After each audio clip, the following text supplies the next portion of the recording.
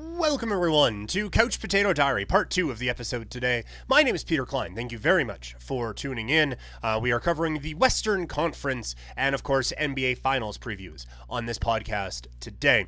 If you're listening in podcast form, rate, review, subscribe wherever you can. If you're watching, subscribe to the channel and like the video. You can find me on social media, Twitter, Instagram, and TikTok. I'm at Primetime Klein, twitch.tv/primetimepk, and you can email the show, couchpotatodiary@yahoo.com. Also, find us on Facebook. All right, the Eastern Conference preview already done, already out in podcast form. Now it is time to look out west. It is our Western Conference preview as we wrap up the NBA previews today here on Couch Potato Diary.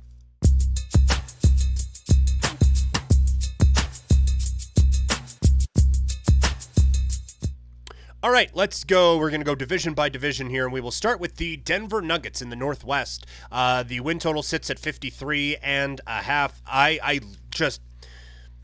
This team is so good. The starting five is the best in the league, with Murray, KCP, Michael Porter Jr., Aaron Gordon, and Nikola Jokic. Coming off of the bench, Christian Brown coming off of a really, really good finals. Reggie Jackson as well. There isn't as much depth. They can fill that in as the season goes along, and it also doesn't totally matter. This is such a skilled basketball team that especially like with Jokic, who is probably going to win another MVP this year, I can't do anything but go over 53.5. There's not a lot of analysis here. This is a really, really good basketball team. Defensively, Jokic is not maybe the best, but the rest of the guys behind him are good enough. And now Murray, with a regular offseason, not rehabbing, I think can find another level to his game. So I think this is going to be a Denver Nuggets team that really does light the world on fire. I'm going to go over 53.5. for the Nuggets. Up next, the Minnesota Timberwolves, a team that is quite fascinating to me. They go out and acquire Mike Conley last year. A starting five of Conley, Edwards, McDaniels, Towns, and Rudy Gobert. It's actually pretty solid. Towns got hurt, so they had some issues with the two-center thing a season ago, but then they add Naz Reid in the offseason. Kyle Anderson's still there. Nickeil Alexander-Walker is there. Shake Milton. This is just a deep, strong team, and I think Anthony Edwards has the ability to take a step forward this year as well. So I'm going to say over 44.5 for for Minnesota. Spoiler alert, I'm also going to say over 44.5 for the Oklahoma City Thunder. That is their total. You have Shai Gilgeous-Alexander coming off of the run of a lifetime at the World Cup, coming off of a great season a year ago. Jalen Williams, the power forward of Jalen Williams, is I think going to reach levels of superstardom this year. I like Josh Giddey, and then Dort and Poku are fine kind of role players on this starting group. I think they'll be able to add a little bit more depth as the season goes along as well. This is entirely a bet on Shai Gilgeous-Alexander taking another step forward. I'm going to say OKC gets over 44.5. The last two here, Portland and Utah, are both going to be unders. Portland is under 28.5. DeAndre Ayton, I think, is going to be fascinating on this Portland team this season with Scoot Henderson there. They just kind of have to figure out where everyone fits. I think there's going to be a couple of trades off of this roster still with Brogdon and with Rob Williams. So I just think because the rest of the West is so good, this is going to be a team that just gets pummeled this season. And for Utah, it was great what they did a season ago, but I think it comes back down to earth this year. I think there is a little bit more selling off that gets done on this Utah Jazz team this season. So I think Utah goes well under probably 35.5. In the Pacific, to rank them in the Northwest, it will be Denver, then Oklahoma City, Minnesota, Utah, and Portland. In the Pacific Division, the Golden State Warriors. I'm going over 47.5. I think that this rule that you can't sit more than one All-Star, I believe it is, I think is actually going to help them take this regular season a bit more seriously. I think there is going to be a bit of an FU because a lot of people are saying that this team is kind of over and done with now. It'll be interesting to see what they do starting. I think starting and closing. I think the big issue is going to be, because closing, you probably actually have it mapped out. It's going to be Curry, Paul, Klay Thompson, Andrew Wiggins, and Draymond Green is probably going to be what it is.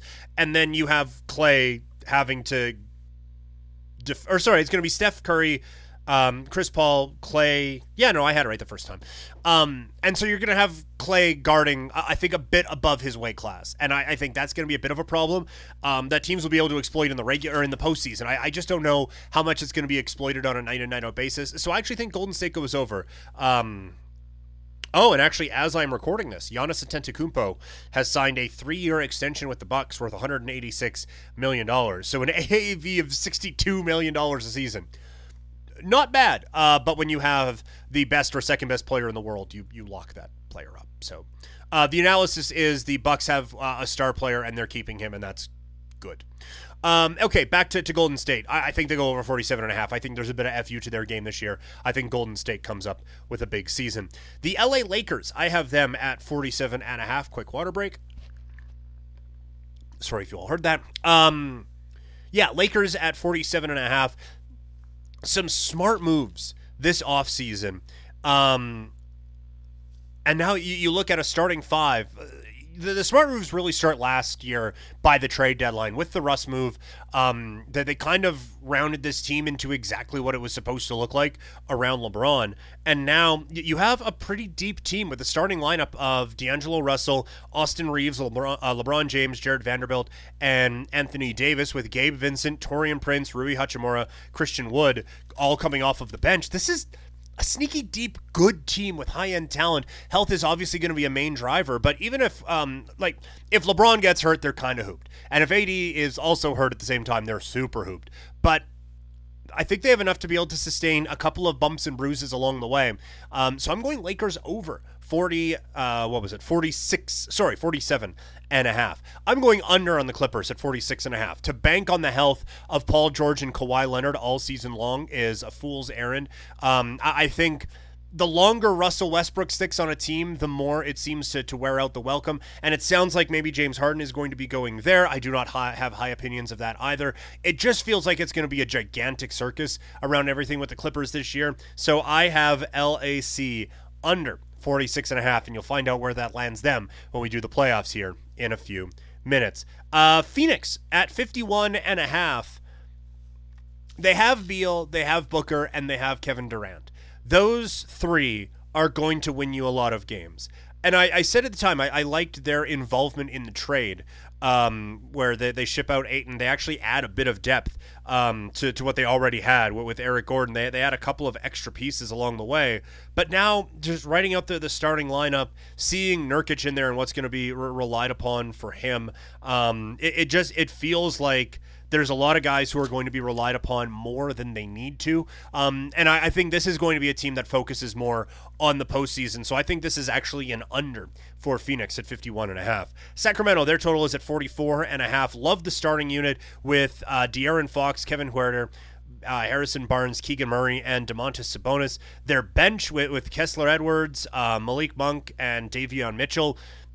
This is, again, a team that, I mean, they're not going to surprise anyone this year, that's for sure, but I think that this is a deep enough team that will have gained from that valuable playoff experience a year ago. I think this is going to be a team that's going to go out there and make a bit of noise again this year, so I'm going to say Sacramento goes over the total at 44.5. So it goes for me, the Lakers, Golden State, and then I have Phoenix, Sacramento, with the Clippers coming in last in the division. And into the Southwest we go. First, it is the Dallas Mavericks. Their win total is at 43.5. I had to go over. I just can't imagine a Luka Doncic team goes under that total. Like it is beyond me to think of that as a possibility in this world. So I'm going to go under that, even though the rest of this team, aside from Luka and Kyrie, is kind of not great. Seth Curry's an interesting piece around these two guys. Grant Williams, I think, is a bit of an overpay.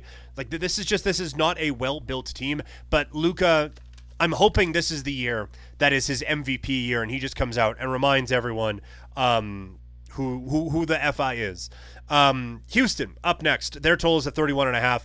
I went under on this. I think this is going to be a year of figuring out how everything works. Like, I think Houston's going actually in the right direction, but again, so many good teams in this Western Conference this year, and they're going to, I think they're going to get off to a slow start, figuring out where everyone is getting their touches from, and figuring out a new coaching system. They strike me as a team that goes on a bit of a run in like March to be like, okay, this is the foundation they've built going into next year. They're going to ruin some playoff dreams for teams, but I think it's going to be, after a rough stretch of losing, I'm going to go under 31.5 for Houston. Memphis, the first 25 games of the year, they are going to be without the services of Ja Morant. And for 82 games this year, they're going to be without the services of Steven Adams. He goes out with surgery. I actually had this penciled in as an over, but forgot to update. I did a lot of this over the weekend, before the weekend, to record today. Forgot to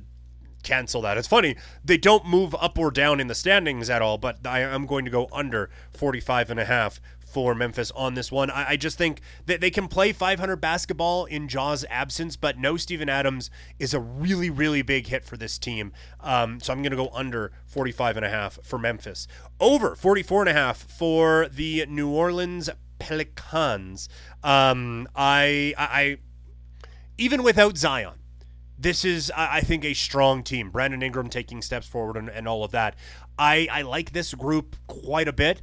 I hope we get a full season of Zion, and if we do, this could actually be kind of a special season out in New Orleans. San Antonio, they have Victor Wembanyama. They don't have a lot else. I don't know if we're going to get a full 82 from Victor either, and that would mean they're going to have to go on quite the run in the games that Victor plays. So I just don't see it this year with San Antonio. I am going, under 29.5 on the San Antonio Spurs. So in the Southwest, I have New Orleans winning the division, followed by Dallas, Memphis, then Houston, and San Antonio. So the standings: Denver will be first, the Lakers second, Oklahoma City third, Golden State fourth, Phoenix fifth, New Orleans falls into that sixth spot. In the 7 seed, I have Sacramento. In the 8 seed, I have Minnesota. 9 and 10, Memphis and Dallas, which means the Clippers are missing the playoffs this year in my predictions, followed by Houston, Utah, San Antonio, and Portland. So we go over to the playoff bracket. In the play-in, I have Sacramento beating Minnesota to advance out of these, or into the 7 seed. And then I have Dallas beating Memphis in the play-in to get into that 8-9 game or whatever. And then I have Dallas beating Minnesota to advance into the postseason. And so with that, I have Denver against Dallas, Denver. The Lakers against the Sacramento Kings. I have the Lakers winning that one. Oklahoma City taking on New Orleans. A really, really fun matchup. Thought I would go a little off the board there, but instead I am sticking OKC. And then Golden State against Phoenix, which is a baller of a first-round series. I am going to go Golden State in that one. Setting up Denver against the Warriors in the first round, in the second round, I'm going Denver to win that. Lakers against OKC, I have the Thunder winning and going to the Western Conference Final, where they end up getting the hell beat out of them by the Denver Nuggets, who go on to face the Milwaukee Bucks and repeat as NBA champions. That is my prediction, that the Denver Nuggets go on to repeat. Like I said, they have the best player in the league. I think they have the best starting 5 in the league, and they have enough depth behind them. And I think Jokic might be entering that territory where I just want to go play with that guy and rehab my career if I'm a buyout dude. So I think this Denver Nuggets team will repeat as NBA champions. They are my pick over the Milwaukee